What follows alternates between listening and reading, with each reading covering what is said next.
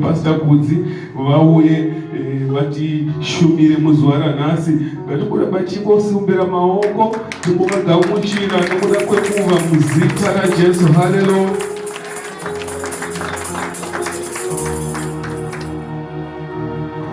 Hallelujah. Praise God. Hallelujah.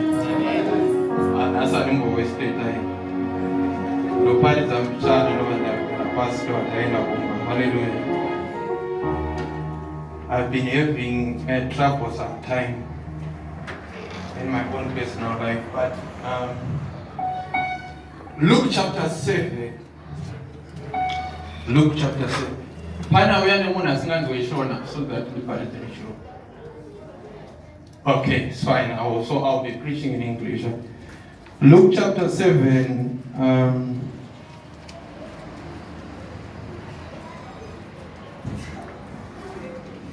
Is anyone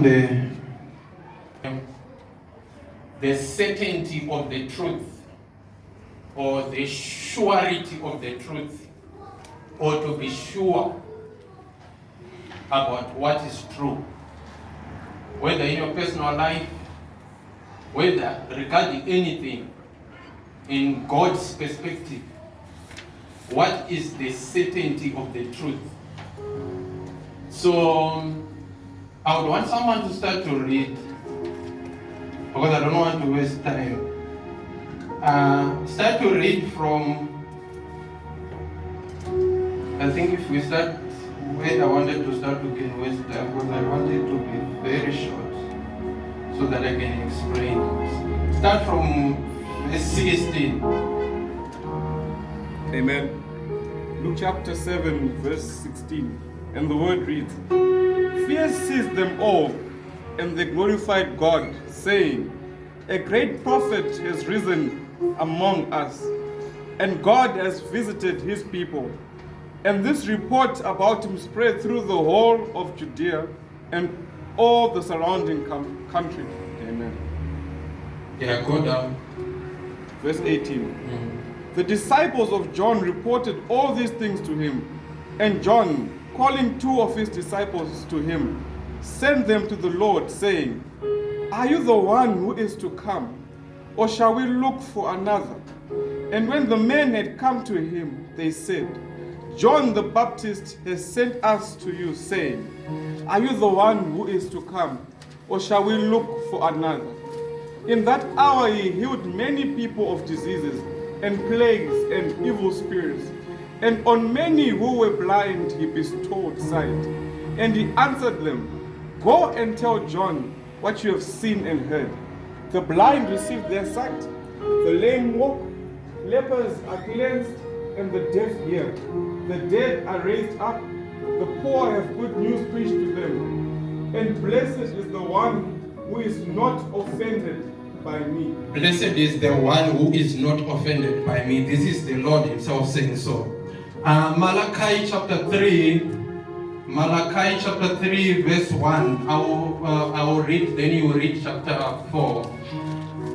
Behold, I will send my messenger, and he shall prepare the way before me, and the Lord whom you seek shall suddenly come to his temple, even the messenger of the covenant, in whom ye delight in. Behold, saith the Lord of hosts. But who may abide in his day of coming, and who shall stand when he appears?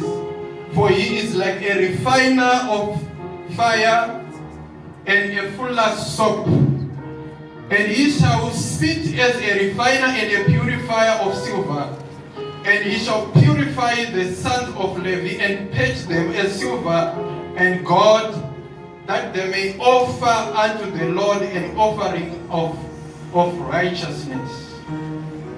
Praise God. Amen. Okay, I think chapter 4 you can go and read it at home. But verse 5, Behold, I will send you Elijah the prophet before the coming of the great and the dreadful day of the Lord. And he shall take, I think if you have got a pen, you can underline this one. He shall turn the heart of the fathers to their children, and the heart of the children back to their fathers, lest I come and smite the earth with a curse. So, let me begin by saying, if you read John chapter 8, verse 32, Jesus said, and you shall know the truth, and the truth will give you or will set you free. Meaning to say,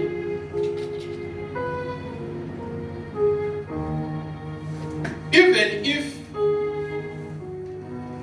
God does not come to you, but you decided to look and to search for the truth, you are pushing yourself at a place of liberality or at a place of freedom. People are searching for freedom. The unfortunate thing is God has placed the freedom in an environment that is not comfortable with our flesh. Because many of us, we don't want to be told the truth. And unfortunately, in our generation, or the time that we are living in a time that the Bible, if you read Matthew 24:25, it is called perilous time. Anything can happen at any time. And God has allowed it to happen like so. But it seems as if people, they don't want to come to embrace the reality of that which God wants them to be. So I'll base my story based on a certain man of God. During the time when God had taken out Israel from the nation, from Africa, I was talking with certain guys who were saying that you guys, you are just loud mouth for nothing. This Bible was brought here by the white people. They brought this Bible. We are Africans. So this thing of your Christianity and what is causing a lot of problems in the society.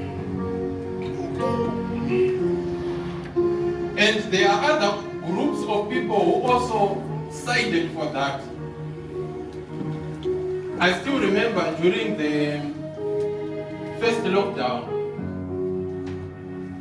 some influential people, they even made statements like, you must not even decide to open up the church until they find a vaccine for COVID-19. Meaning to say that idea of people not or being forbidden to worship God is something that they cannot come out clear and declare. But at one point they will do it. Praise be to the name of Jesus. Hey, one returns. As it returns is telling. I want you to listen. Okay. So the Bible was never brought here by white people. Never. The person who wrote first five books of the Bible was learned in Egypt. He was born in Israel, but he learned in Egypt. His name is Moses. If you want evidence, you go and read Acts chapter 7. Moses was adopted by the daughter of Pharaoh. When they saw, because Israel and Egypt, they are only separated by, there is, some they call it a sea, but it's not a sea, but it's like a gulf, something like a gulf. To the extent that the people in Egypt can actually see the people in Israel. So that's why when the mother that gives birth to Moses, go and search her name, which there in the Bible, I can't tell you everything.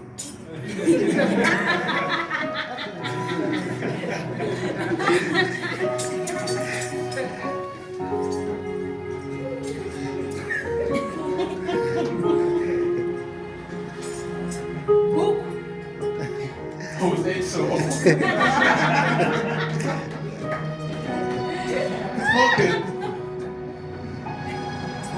If you read well your Bible, you hear that even Abraham, when they was younger, they would go to Africa.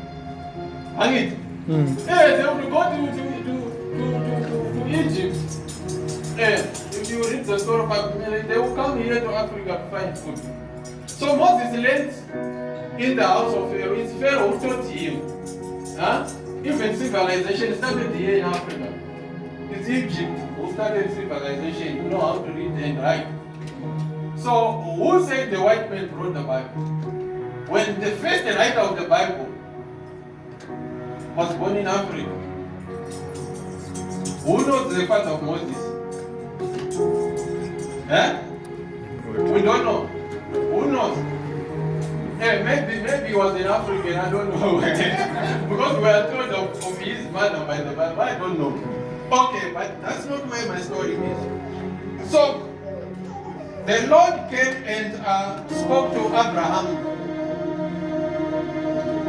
Abraham also, he was not even an American nor a British. He came from Greece, in a place called Macedonia. That's where he is. That's the Uri of County. So God took him and said, I want you to leave your family, leave your land, leave everything. Huh? Leave everything. I want to take you to the place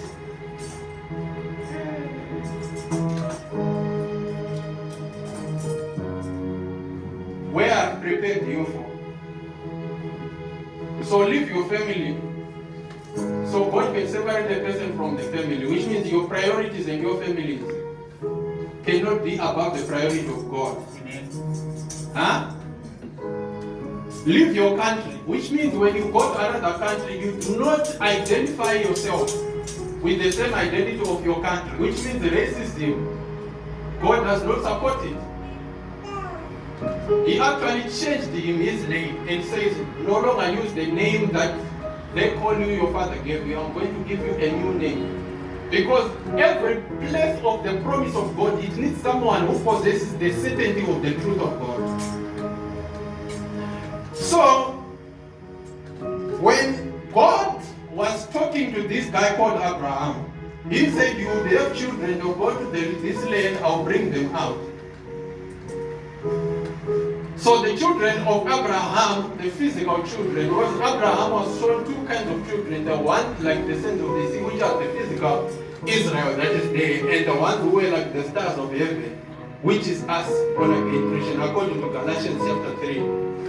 But when finally the children of Israel were taken out of the land of Egypt and the promised land, the land that God promised them, He told them that there is a land that is flowing with milk and honey. But there were more than 10, or I don't know, but more than 10 different kinds of people in the same region that God says, this is the land that I have given unto you. And the writers of the Bible, they say they were giants, but God spoke of milk and honey. So the other thing also that I think that makes us not to go to the dimension of understanding the certainty of the truth so that we go to a place of freedom is because we don't understand the language of God. God can hear any language. God can speak, can hear any language, but God speaks His own language. Because if I come and tell you that the land is milk and honey, but when you read the book of Joshua, you hear that actually God had to send one of the high-ranked angel, and they come and says, we are going to fight. Now, it seems as if God is contradicting Himself. So it will be very difficult for sometimes that pastor can come here and make a sermon. But what he is preaching and what you are experiencing is sort of like it's partially true. It's not really. Why? Have you ever come to a place where you ask yourself, but God, why? Or when you just check around what's happening in the world and you say, but God, where are you? All of these things happening. Huh? Does it mean that God is not involved? Or God has got a certain way that He is doing things that we are not yet there to understand His program?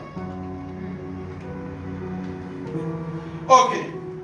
So during those times, God was raising, He placed them in the promised land. And because the promised land had things that these people did not understand, they begin to fight with God.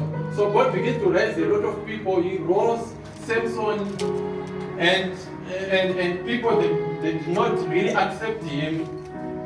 And because also he had also fought, he begins to raise a lot of prophets. And that's where we have read. He also raised a prophet by the name Elijah.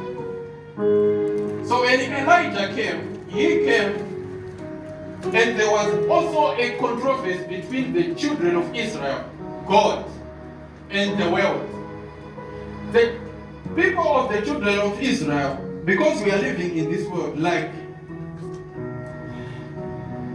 in this world there are people, there is this.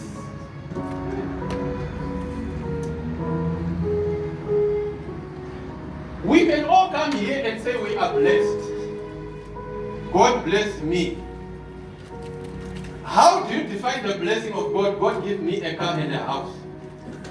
But how do you answer a person who does not come to church and he tells you about someone who doesn't even want to hear about God, but he has got houses and cars? How do you now define the blessing of God to those people? How do we claim that Zimbabwe is a Christian nation with more than 90% of Christianity and United Arab Emirates, people that don't even believe in our God? But the whole nation has got a GDP, and the GDP per capita is high. We don't talk about China. It's almost coming as the superpower, but they worship Buddha. If you want to know Buddha, it's very easy. Buddha is a door. Chidori. Even if you go into the Chinese shops right now, if you go in the Chinese shop, every Chinese shop they put a door. Because they go to China and they've got a festival that they do in December that they are given those doors for their business. So when you go into the Chinese shop, even if you are Christian, he is thinking that that door is the one that is bringing you into their shops. And look at how people buy Chinese products. So they are also claiming that Buddha is blessing them. So what is the certainty of the truth? When God cursed Cain, he went and built a city. And named after him. But God, the Bible says, but God, I think he is liking me. He has also came when I was sitting here. Maybe I got something. The Bible says, what is the time? I'm actually preaching what I have in. Okay. Is it interesting what I'm doing here? Yes. Paul says, if you read the book of Hebrews, you go and start the Bible. He says, Abel offered a sacrifice by faith, and God was pleased with the sacrifice. But after giving God a pleasing sacrifice, is the one who is coming out of the sacrifice and going to die.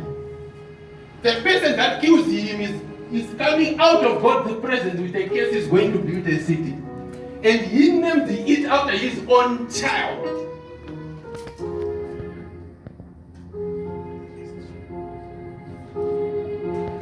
Hey. Sometimes I bring to you some of the things that we go through these people in this world. They ask a lot. So, that controversy will never end until the Lord comes. And it's going to increase. Now, so when God Elijah. God raised Elijah with a certain mandate. Everyone has got what is known as your days. Okay? Because where I have read, let me wait a minute. So when God gives this guy a mandate, He gives him a mandate to restore the dignity of God in the house of God. He sent him to bring the mind, the truth, the certainty of the truth in the people of Israel in regard to God. In the face of adversity, because those times Jezebel was wayward. The kings that were rising up in those days, they were rejecting God. Because it's very easy for someone who is a king to reject God. Because as long as you have a lot of money, the more that you get money, the more that you don't associate with God in most cases. Because money has got also its own way of controlling us. Okay, so in those times when Elijah came, he confronted the reality. When he confronted the reality, sometimes the truth, when you want to confront the truth, it poses you. There is a danger that the devil wants to take away your head. I think you are well familiar with here in South Africa. I heard that if you see someone trying to steal and if you expose them, if that person sees you, you are dead. I heard that here in South Africa, you can't be a witness against a robber because if they are given bail, if they find where you stay, you are gone. Meaning to say, even if you are a Christian, in that time you can compromise. And nowadays, the good thing of English is English words, it makes it so nice, you know. You know, when you try to justify something in English language, you can sanitize it, you can make it like, it's like, I know it's just a little bit. What are you doing? It's just a little bit. It makes things easier, you see. Now,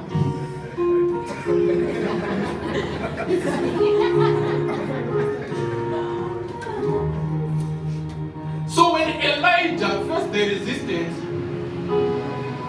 he couldn't make the people of God to understand the God that has been doing miracles all these years. Until one day this guy was not an easy man. Let me explain some of the things that he did. At one point, by himself, because the way that I read the Bible, it's being said that when the children of Israel were coming out of Egypt, going to the promised land, there were about 6 million. But you know why they take 40 years to go into Canaan from Egypt to the promised land? Because that distance, now you can even go by hours because of plane. It's very short. He made it 40 years because he wanted to kill people. They were groaning. So he said to Moses, everyone who is 21 and above, I don't want them. So he makes them to just go. If you go and study how the chain was, they were circulating around the same place like this. It was not like the chain whereby we are going to Zimbabwe, we are in Mpumalanga, Beitbridge, Masingo, going like that. No. He wanted to kill people. So he killed them, including the Moses. Yeah, unfortunately. Now,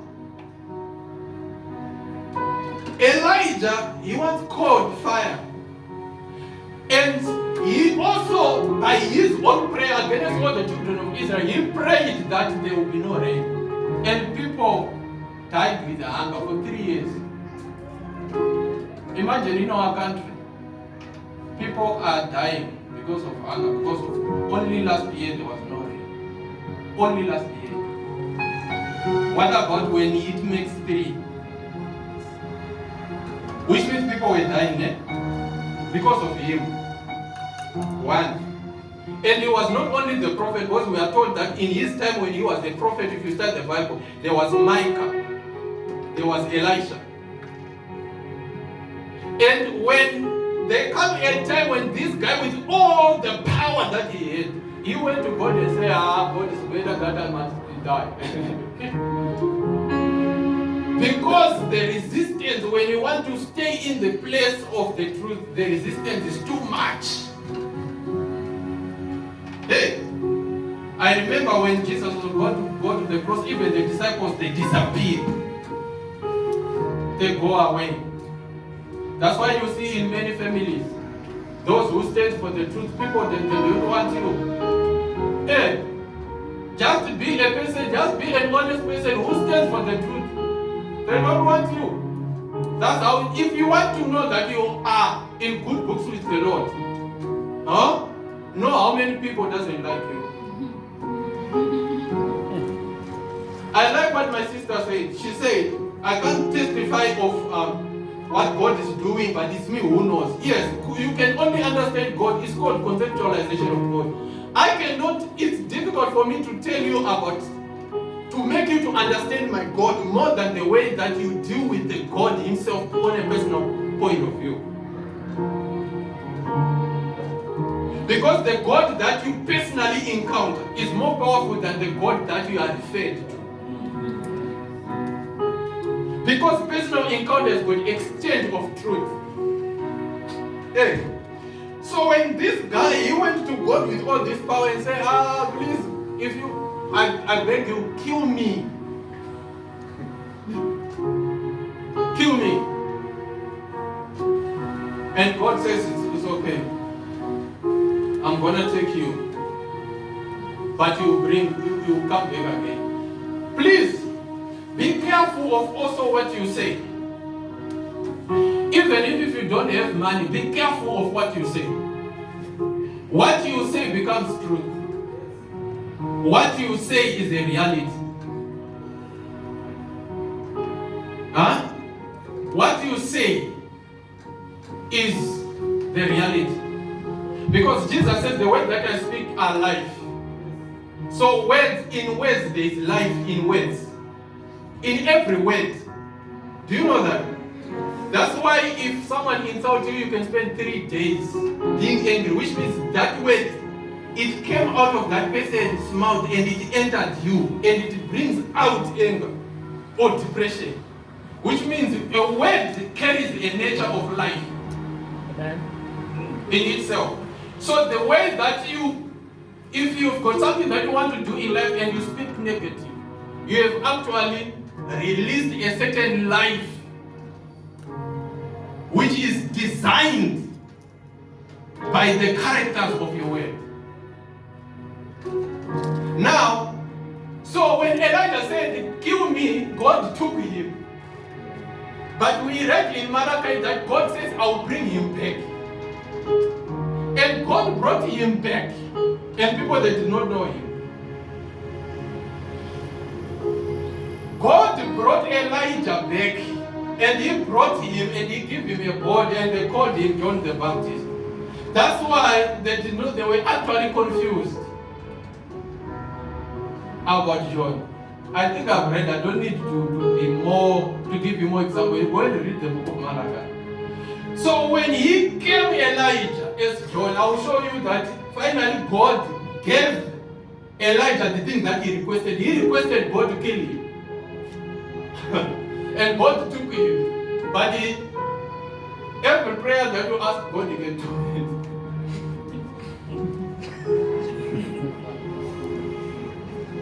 I thought that if you say, God, I want to die, he is remote. That's why some people, even Christian, if you feel like passionately that I want to commit suicide, you can commit suicide. I know Pastor in Harvest, of course, Pastor Tuturu, he wrote a lot of books. He came and preached when I was studying at Shiloh University. The guy would preach, I'm not doing anything. The guy would preach. The guy would write books.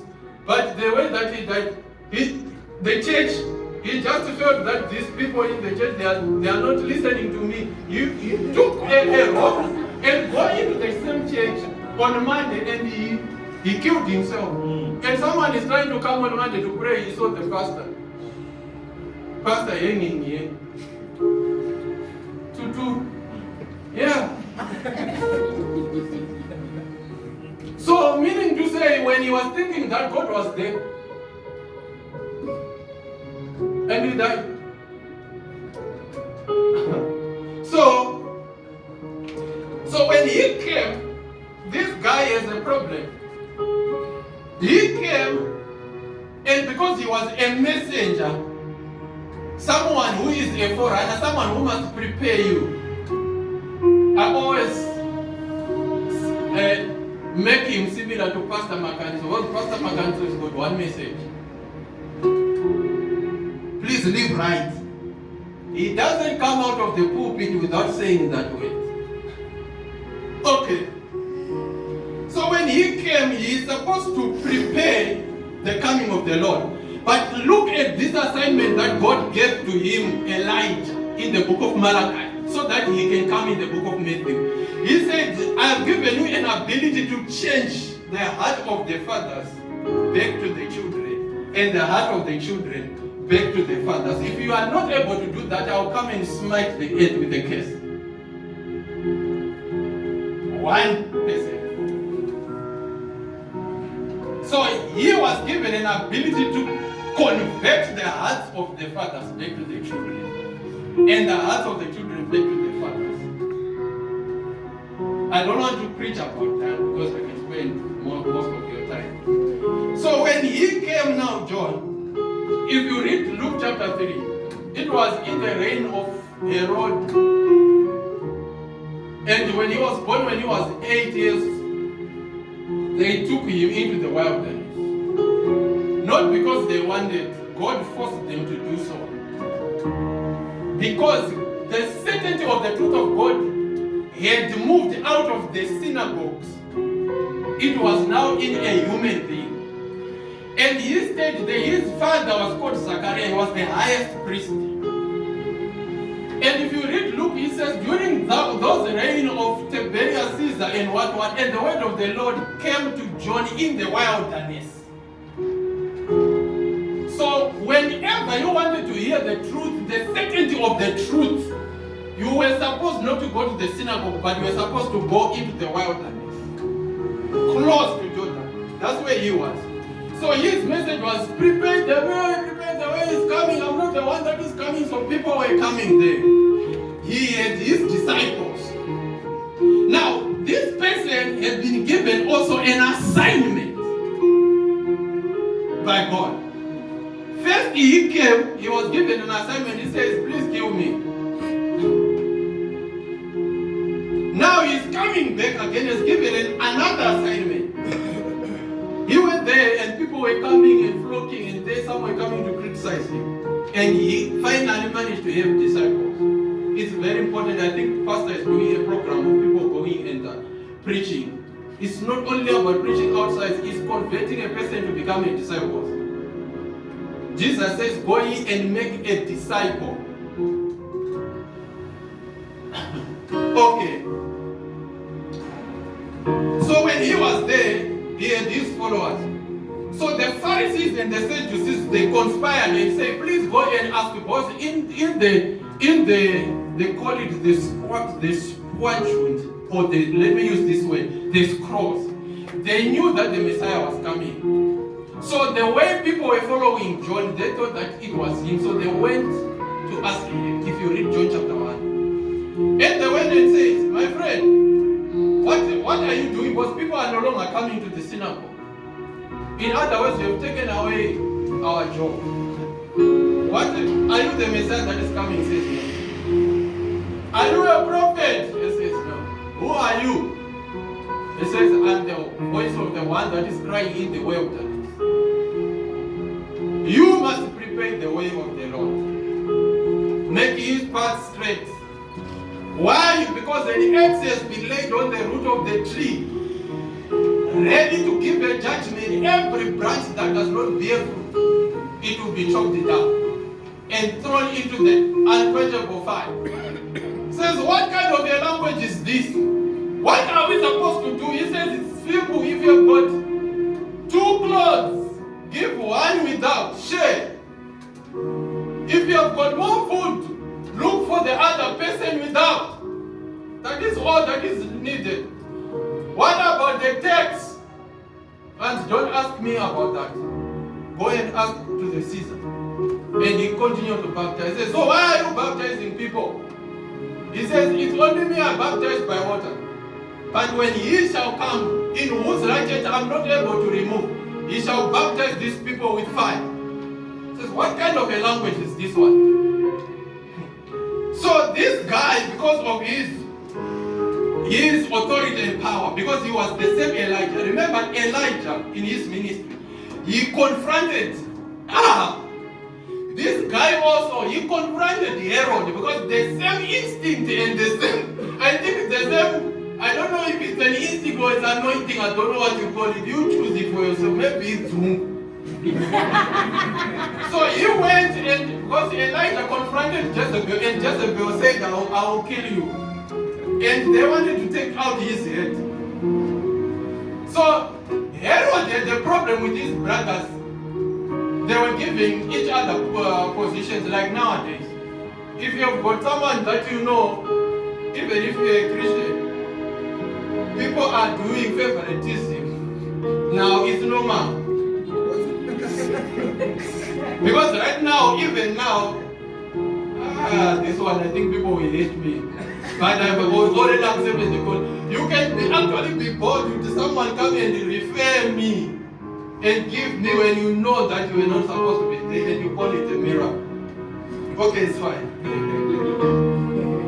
Okay, it's fine. Let me leave that. That one is got a problem.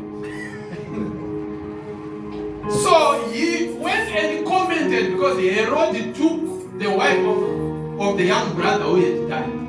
And he went and made, you know, man of God, we also want to comment. He commented and says, what you have done is wrong. He says, not to me.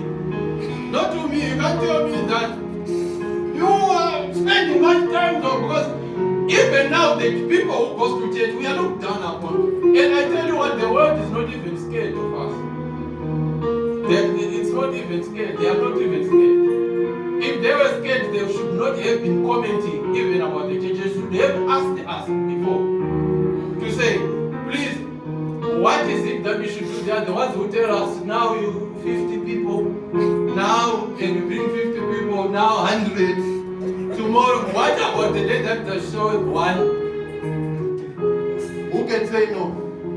He says, if you say no, you're going to prison. No one wants to go to prison, go by yourself. And he says, I'm standing for righteousness. God said, I said, I'll kill you.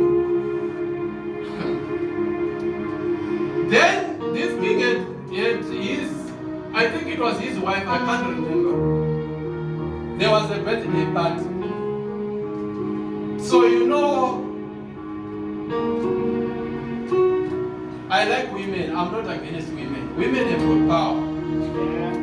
Yeah, men you are too weak. Oh. I don't know why Paul says women are weaker. So no, I don't believe that. Because I've seen men falling. Yeah. You know, men, I'm not talking of men of mass, or men who small men with power all over this world, but the eyes brought down. The women just say, I've got my birthday, daddy. What should I do for you, please?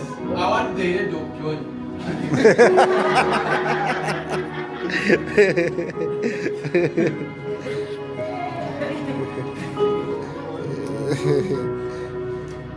And he says the request is granted. Yes. And John says, finally, and God was hearing all these things. Elijah's prayer, please kill me, it was granted. Now, I don't know why did I go there. But let me take it root back and close. Now, this is what I was supposed to be preaching now.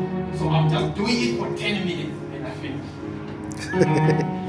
This guy, Elijah, John the Baptist, when he was ministering and doing God's assignment, he forgot, like many of us, we don't really know our assignment and our purposes.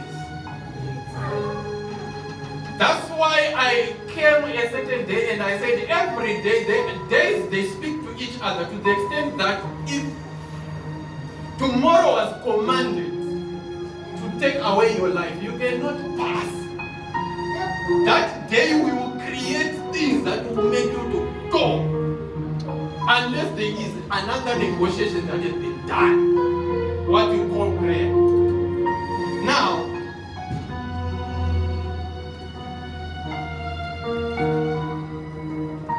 John is supposed to prepare the way of the Lord. He is supposed to be a forerunner. And they are different with Jesus. It was 6 months with the person that he is forerunning. And they were actually cousin. God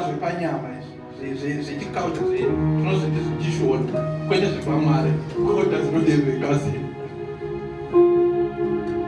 Because of the intermarriage and the relationship between Elizabeth and Mary. So actually when all of these things was happening to John, Jesus was actually there. At one point Jesus went there in the wilderness.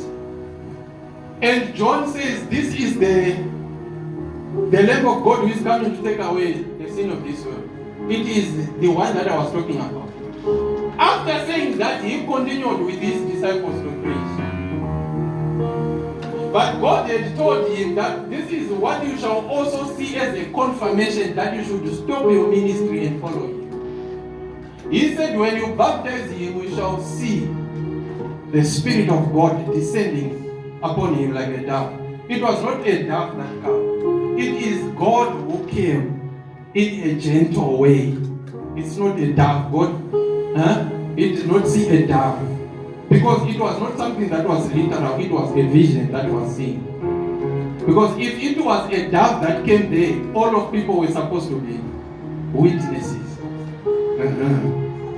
So he knew, he had confirmation that is the Messiah, which means the day that he baptized Jesus and saw that he was supposed to be the first disciple, he went on and continued.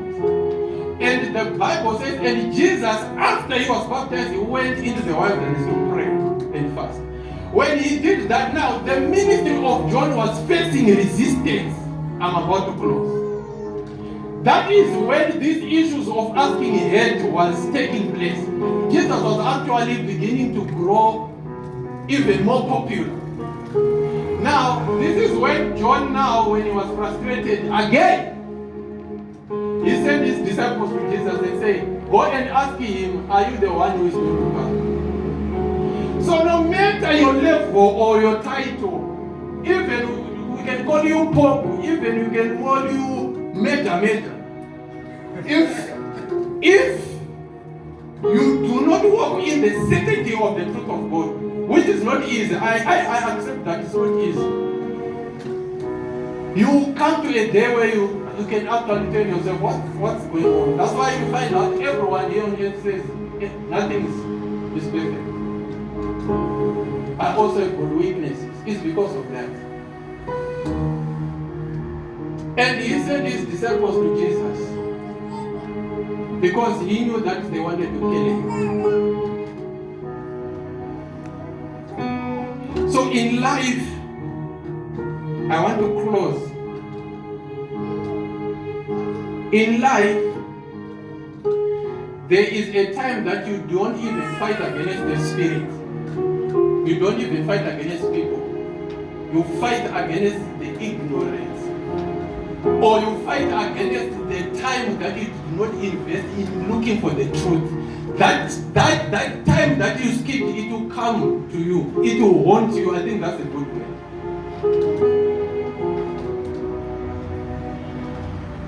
When you do make a choice in a thing that does not have the certainty of the truth of God, no matter how that thing looks, it will haunt you.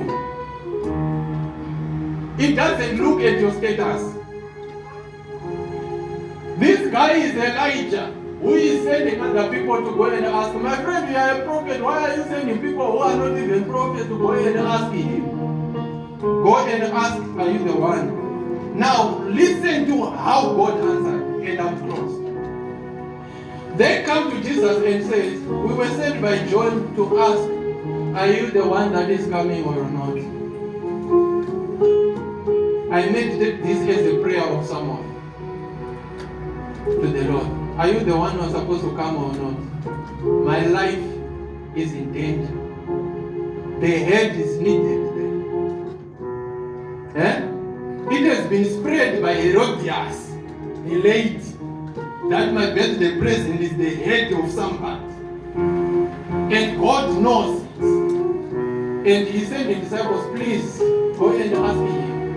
Now this guy is full of doubt. Doubt has controlled this person. No matter what he has done, the time that he spent in the wilderness, his father, the father of John, was a wealthy man. He was the high priest. High priests were people of high status. But he spent his life eating wild honey and fruit because of the calling. But one day, the same calling that he has been sacrificing himself. Some people, they say he spent 14 years preaching in the world. But the day of the certainty of truth came, doubt killed him. And there is a response that I do not understand even after that.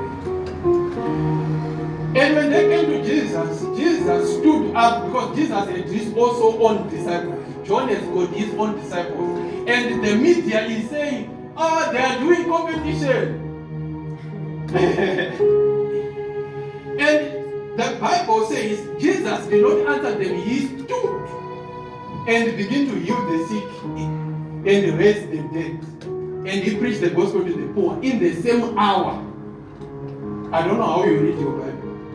In 1 hour, he raised the dead. He did not raise one person, the dead. He opened blind eyes. He preached. This is some miracle that I don't know how you can view that. And he said to these guys who were sent by John, he says, he did not answer them anything. He says, go and tell him what you have seen.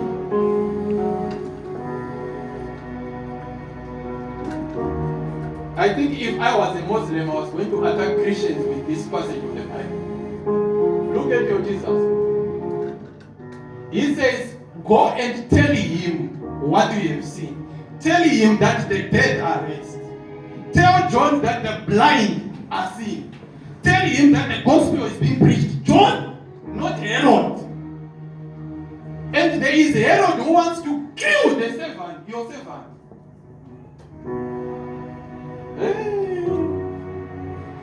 This is Jesus and John. There's a Herod who wants to please his wife with the head of God's servant. And God is involved. Serious issues in our lives, brothers and sisters. If we don't understand the certainty of truth, and it says, go and tell him what you have seen. Because that is what was written in the same chapter that Isaiah prophesied that the voice shall come crying in the wilderness. So go and check your assignment and see me. So God is not pleased with doubt. He is actually against doubt. Very much. So that's why we should also be careful in the way that we interact even with the people of the world. Because doubt, if they pollute you, doubt is dangerous. Let me close. And the disciples of John went away, and the Bible says Jesus turned and looked at his disciples, and he says, when you were going into the wilderness, what were you going there to see? When you go and see John preaching there, what were you going there to see? A reed being swept by wind in the waters. Were you going to see a prophet? Yes, he was a prophet, even more than a prophet. But from the days of John the Baptist till now. No, so that verse did not mean till today, the 9th of November. Is it the 9th? The 8th of November 2020. He said from the day of John the Baptist till now, the kingdom of heaven suffered violence, and the violence shall take it by force. Jesus did not say in the days of when Lucifer was thrown down on earth, the kingdom of heaven suffered violence. Jesus did not say in the days of Jezebel, the kingdom of heaven suffered violence. He said in the days of John the Baptist. My God. I don't know if they have heard this. No. I don't know if you have heard this. We have evil people who came prior to John. We have the Herod who wants to kill John. Jesus is not saying Herod or Herodias. In their days, the kingdom of God suffered violence. He says in the day of John the Baptist. Meaning to say, if you don't walk in your assignment that God had called you to do in the church, you are the one who is putting the kingdom of God in violence. I bind you, Satan, I bind you.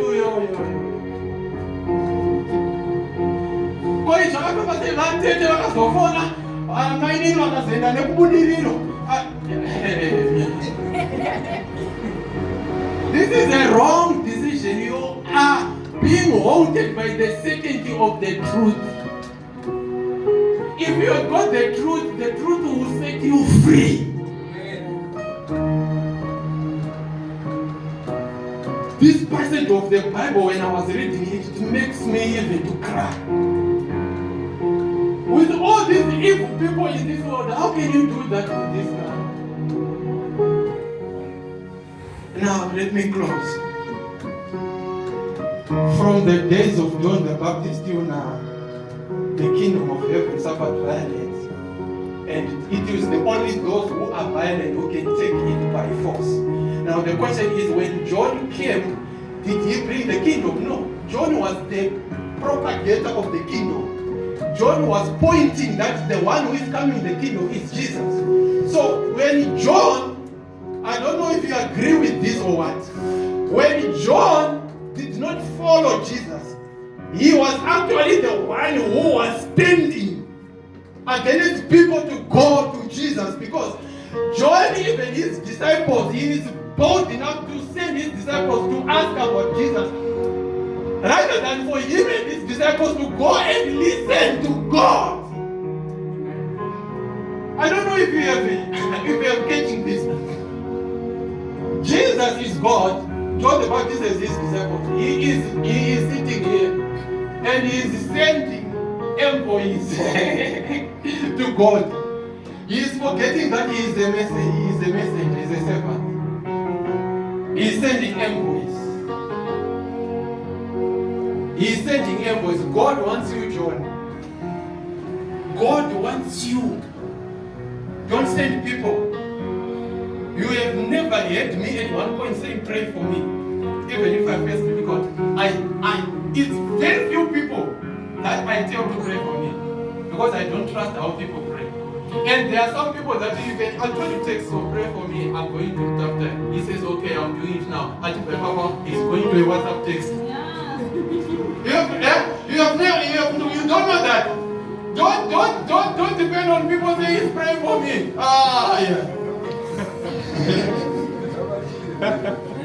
Most of the people, they can't even do it for themselves. They can't do it for you.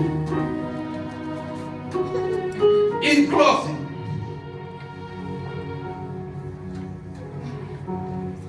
Jesus was not being arrogant to John. Jesus he was addressing doubts that had captured John. The kingdom of heaven cannot be taken by people outside the world and captured, because God is powerful. He is above everyone. If the people who are in the world, if witches, wizards, satanists, or what, they have power to put the kingdom in violence, then God is weaker. The best person to destroy you is your friend or your relative. People outside, they destroy you through the connection that is close. The person who can, let me use politics, the person who can destroy the president is the one who are close to them. If you come from outside, you are going to die. Because there are people who are ready to ask you, what is your name, before you come. So that person, that your friend, who can access your phone, whom you give the passcode, the The one that you are sending pictures to say, I'm looking nice, he is forwarding it to someone and saying, this one is nonsense. And you're wondering why people are not calling me nowadays. The people are dangerous. No, they are not. So when this verse is saying the kingdom of heaven suffered violence, be careful. Because in the days of John, so my question will be to you and I close. What is Jesus going to comment about your days? I heard that Jinimbi died. And they sent me a picture where he was coming from, a video where he was coming from. Yo!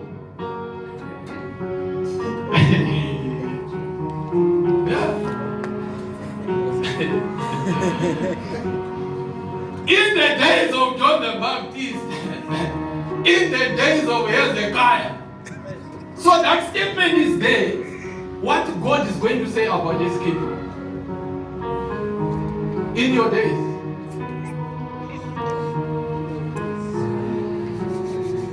And the person whom was referred to in the days, he died. So I want us to stand up and pray. And study Luke chapter 7, it says, Jesus, when he knew that Herod was about to kill John, he moved out of that city and went and preached into another city. This is where Christianity is difficult. I don't know, you go and read the Bible, maybe you will see that I was not just saying what I was saying. What is it that God is saying about you in your days? A day is an opportunity.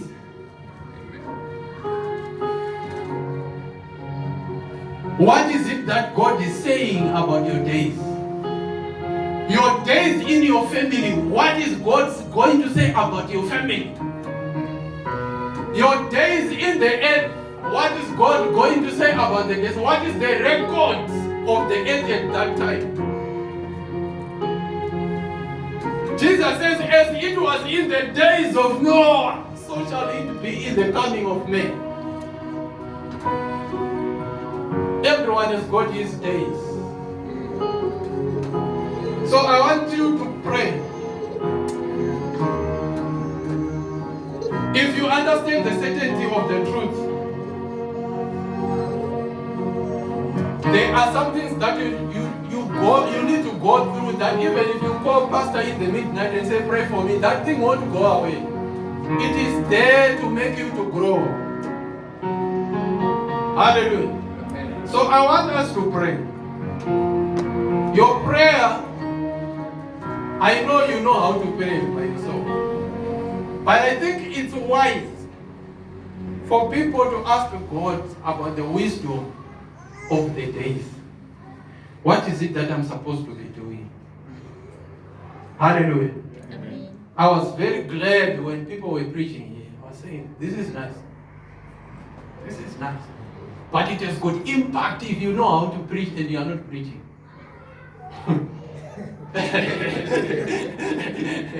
Because you've got your days. Because if you accept that you know something in the court of law, if they say you know it, you are doomed. Judgment offered. You may arise. Court is adjourned. You know how to preach, and you spend the whole week closing the mouth. Judgment. It's easy. It's easy. Self-judgment. Amen. You know how to pray, and you don't pray. You've got a mouth, and you don't know how to pray. It's easy. It's easy. So I want you to pray. Say, God positioned me in the right place. I also don't really know the certainty truth of really what God wants me to do before my days are numbered.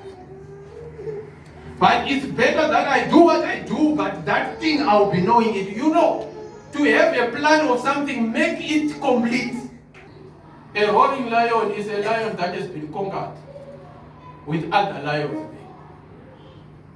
So it's not there to devour, because it can't devour when it's making noise. pray hides when it's devouring. So what does that imply? Is it really that God you need to be doing? Maybe the resistance that you are fighting in your life is because you are not positioned well. Maybe the things that you say, I really want to do this thing, you are not positioned well. How do I know that I'm positioned well? It doesn't mean if everything is going straight, God is with you. It's a lie. Because the Bible says, even when they were thrown in the fire, God was there in the fire. That's what God does. So we want to pray. We want to pray. Father, in the name of Jesus. In the name of Jesus. In the name of Jesus. In the name of Jesus.